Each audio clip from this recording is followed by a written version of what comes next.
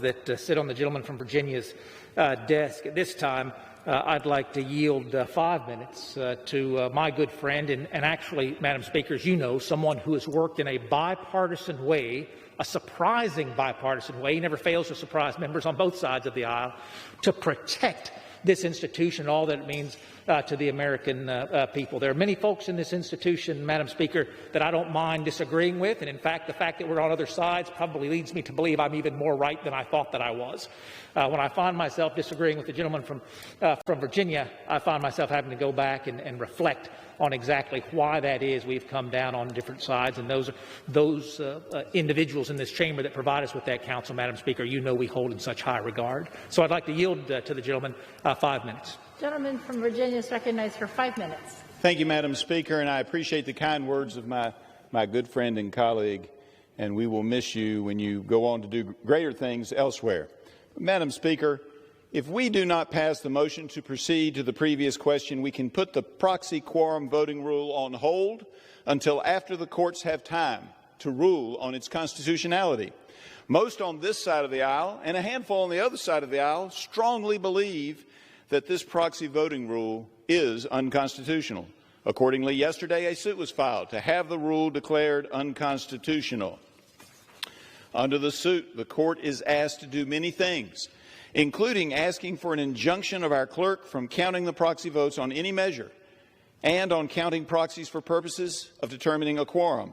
The courts must weigh in on this controversy before we take important votes using this new proxy quorum voting scheme. The suit lays out constitutional requirements. Many of these arguments were made previously. It goes through the definitions of words like to meet, assemble, etc. Madam Speaker, as you know, words are important and the meanings are important. And the filers of this suit couldn't have made me happier when I was reading it. They used Samuel Johnson's dictionary of 1773. And just to let you know exactly how oddball I can be, I pulled off my copy of Samuel Johnson's of 1773 off the shelf in my office, and I checked to see what they had written down, and they got it exactly right. And the term meet meant to encounter, to be close, face to face. And in 1851, the Webster Dictionary says to come together or approach near or into company with, to assemble, to congregate. And the example they used in Webster's 1851 was the legislature will meet on the first Wednesday in March. Clearly, they knew what it meant to come together face to face. Today on the internet, knowing that some out there would say, Morgan, get yourself out of the dusty books. It says meet, to come into the presence of, to come face to face. And assemble, similarly, in Johnson's, it means to bring together in one place. Webster, to collect a number of individuals into one place or body. Internet, Merriam-Webster, today, to bring together, as in a particular place. The suit lays out the constitutional requirements. Many of these arguments were made, as I said previously. Now, I know what many of you are thinking. Morgan, you got to get modern. Zoom is a place, as is WebEx and a dozen others. And some say that if they had only known about it during the writing of the Constitution, they would have permitted it. But, Madam Speaker, they had the written word and they had the ability to send letters. They also knew about dangers. They knew about wars with other nations. Later, the burning of D.C., the Civil War. Multiple plagues and fears have gripped the capitals of this country, but they never contemplated sending a note or a letter by friend or by post saying, and can you imagine it saying, hey, give my vote to Harry Lee of Virginia or William Holman of Indiana, and not only count my vote as a vote on the bill, but count me present as a part of a quorum. Never did it, never thought they should, never thought they could.